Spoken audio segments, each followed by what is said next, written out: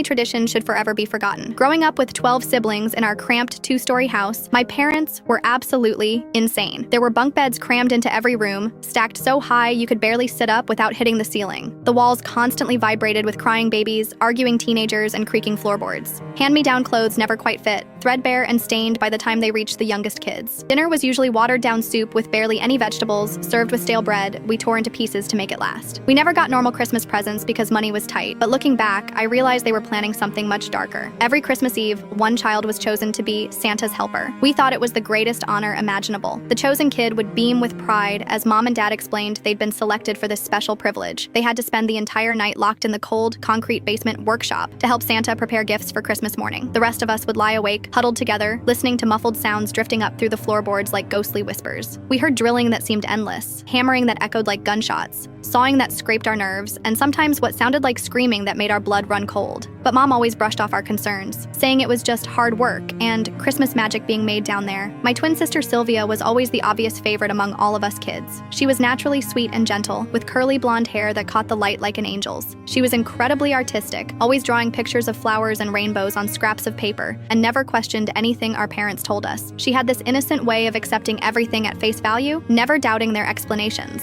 Last Christmas Eve, when we were both 8 years old, she was chosen to be Santa's helper. The rest of us were genuinely jealous.